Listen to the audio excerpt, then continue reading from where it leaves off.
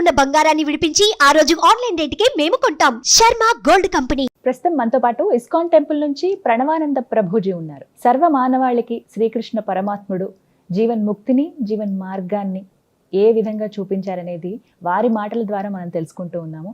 వారు ప్రత్యేకంగా Govardhan eco village ముంబైలో ఉన్నటువంటి ఆశ్రమంలో వారు సేవ చేస్తూ ఉంటారు. శ్రీకృష్ణ భగవానుడి గురించి, వారి లీలల గురించి ఎన్నో వీడియోస్లో మనం వారి మాటల్లో వింటూ ఉన్నాము. ప్రస్తుతం మనతో పాటు స్టూడియోలో ఉన్నారు ప్రణవానంద ప్రభుజీ. వారితో మాట్లాడదాం, మరిన్ని విషయాలు తెలుసుకుందాం. నమస్కారం ప్రభుజీ. హరే కృష్ణ. నమస్కారం అండి. ఏకాదశి వస్తుంది, చాలా విశిష్టమైన రోజు అని చెప్తూ ఉంటారు. కొన్ని ప్రాంతాల్లో అయితే అసలు పండగే ఆ రోజున. అందులోనూ ఆ రోజు స్పెషల్ దర్శనం ఉంటుంది ప్రతి ఒక్కరికి వైష్ణవ ఆలయాల్లో. ఏకాదశి వ్రతాలని కూడా ఆచరిస్తూ ఉంటారు. ఆ వ్రతాలు ఎలా చేయాలి, చేస్తే ఏమిటి అనేది కూడా చాలామంది ఒక క్వశ్చన్ అడుగుతూ ఉన్నారు. ఆచరించే విధానం చెప్పండి, అలాగే చేస్తే కలిగేటువంటి ఫలితం ఏమిటి, ఎందుకు చేయాలి అనేది కూడా వివరించండి.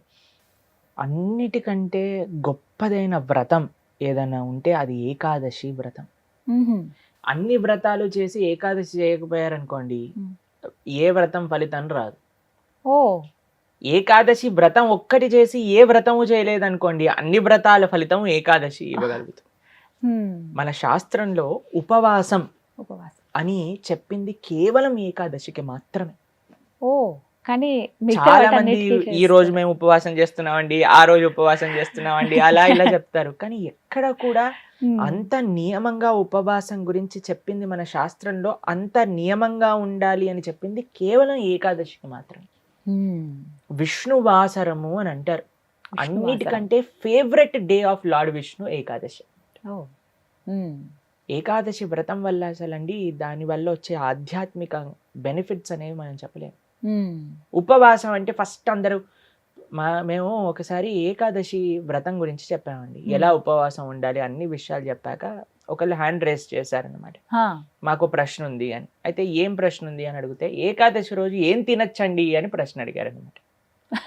గంట సేపు నేను లెక్చర్ ఏకాదశి ఉపవాసం ఎందుకు చేయాలి అని చెప్పాక ఏకాదశి రోజు ఏం తినచ్చు అని లెక్చర్ క్వశ్చన్ అడుగుతున్నారనమాట. అయితే ఉపవాసము అంటే ఏంటో ఫస్ట్ అర్థం చేసుకుందాం. ఉప అంటే దగ్గరగా, వాసం అని అంటే ఉండటం, ఉపవాసం అని అంటే భగవంతుడికి దగ్గరగా ఉండటం. ఏ ఉపవాసానికంటే ఇదే నియమం అండి.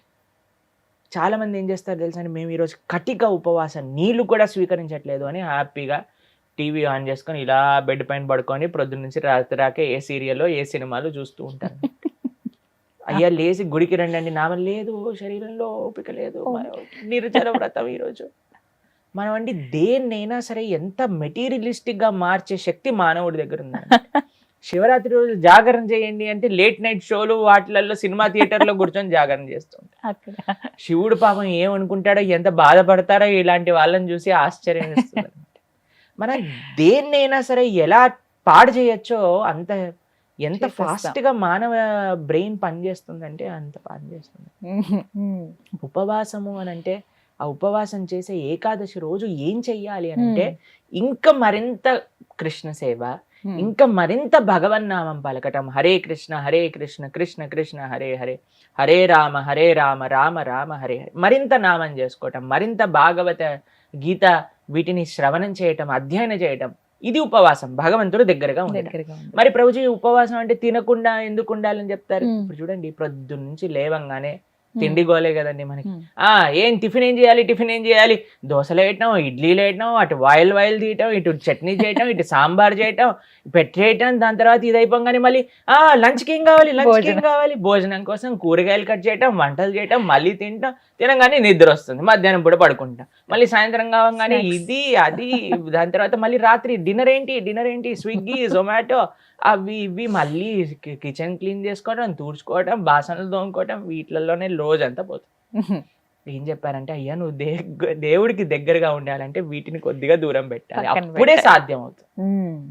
తినకపోయామనుకోండి, కొద్దిగా తగ్గించామనుకోండి, మనకి నిద్ర రాదు అంతగా.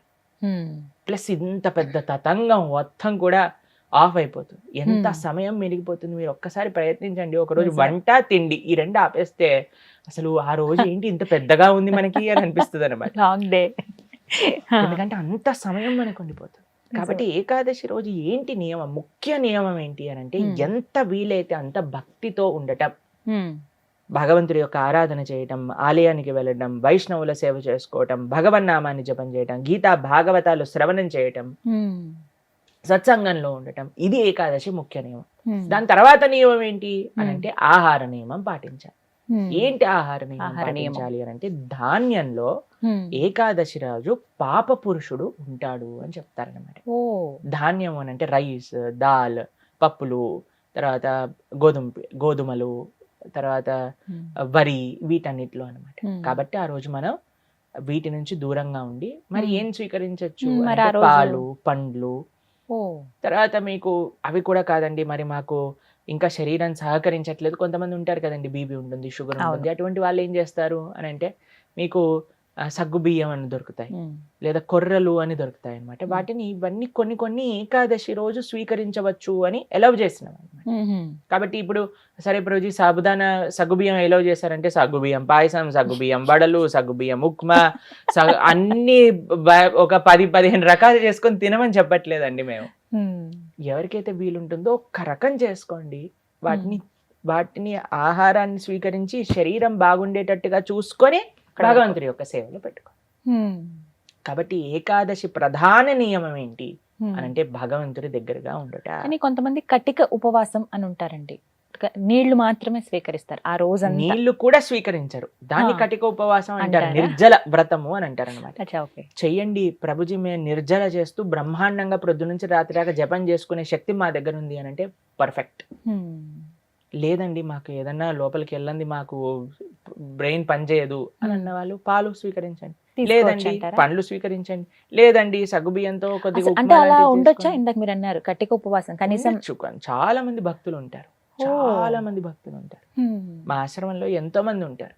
మరి మీ విషయం ఏంటి ప్రభుజీ, మీరు ఉండరా అని అంటే మేము మధ్యాహ్నం వరకు మాత్రం నీరు తీసుకోకుండా, ఏం ఆహారం తీసుకోకుండా ఉపవాసం, మధ్యాహ్నం పూట కొద్దిగా పాలు, కొద్దిగా పండ్లు అలాంటివి స్వీకరిస్తాం అన్నమాట.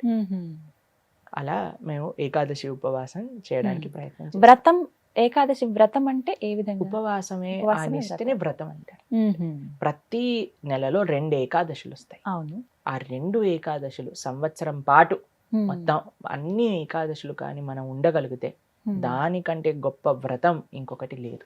ఏం జరుగుతుంది ఏకాదశి వ్రతం చేస్తే? భగవంతుడి యొక్క పూర్తి కృప మన పైన ఉంటుంది. ఏకాదశి భక్తి జనని అని అంటారు. మన మనసులో భగవంతుడి పట్ల ప్రేమ కలుగుతుంది, దానికంటే గొప్ప వరం ఇంకేం కావాలండి? నిజమే కదా. కాబట్టి ఏకాదశి వ్రతం తప్పకుండా చేయాలి. అందరూ కూడా ఆ ఏకాదశి వ్రత మహాత్యాన్ని తెలుసుకోండి, చక్కగా ఏకాదశి వ్రతాన్ని ఆచరించడానికి ప్రయత్నం చేయండి. ఇప్పుడు వైకుంఠ ఏకాదశి చాలా అద్భుతమైన రోజు, మీరు సంకల్పం తీసుకొని ముందుకెళ్ళడానికి. చాలా మంది మమ్మల్ని అడుగుతుంటారు, రోజు మా ఇంట్లో ఎవరో వెళ్ళిపోయారు, లేదా మాకు మైల్ ఉంది, అశౌచం ఉంది, మీరు ఎలా ఉన్నా ఏం జరుగుతున్నా ఏకాదశి మాత్రం పాటించవచ్చు, దాంట్లో ఏం ప్రాబ్లం. ఆ రోజు ఖచ్చితంగా ఇవి వింటే బాగుంటుంది, ఇవి పఠిస్తే బాగుంటుంది. భాగవతం వినాలి, భాగవతం చదువుకోవాలి, భగవన్నామం జపం చేయాలి, కీర్తన చేసుకోవాలి, ఆలయానికి వెళ్ళాలి, కృష్ణుడికి తులసితో అర్చన చేయాలి. ఇవన్నీ ఏకాదశికి చాలా మంచి. ఆ రోజున ప్రత్యేకించి ఉత్తర ద్వార దర్శనం ఉంటుంది. అవును, వైకుంఠ ద్వార దర్శనము అని అంటారు. అన్ని ఆలయాలలో మనకి కలుగుతుంది. చక్కగా దర్శనం చేసుకొని వైకుంఠ ఏకాదశి కాదండి, అన్ని ఏకాదశులకి ఇవే నియమాలు. భగవద్ ఆరాధన, భగవన్నామ జపం, భాగవత స్మరణ, ఇవే అన్ని ఏకాదశి. కాబట్టి తప్పకుండా ప్రతి ఒక్కళ్ళు చేయాల్సిన వ్రతం ఏకాదశి వ్రతం. ఎవరైనా ఆచరించవచ్చు, ఏ వయసు వాళ్ళైనా కూడా చేయవచ్చు, చేయదగింది అని అంటే కనుక. ఎస్, చేయగలమన్న ఓపిక ఉండాలి, ఆ ఆసక్తి, ఆ నిష్ట ఉంటే ఖచ్చితంగా ఎవరైనా పాటించవచ్చు అంటారు. చాలా సంతోషం ప్రభుజీ, నమస్తే. హరే కృష్ణ. సుమన్ టీవీలో మీ పర్సనల్ అండ్ బిజినెస్ ప్రమోషన్స్ కోసం కింది నెంబర్కి కాంటాక్ట్ చేయండి.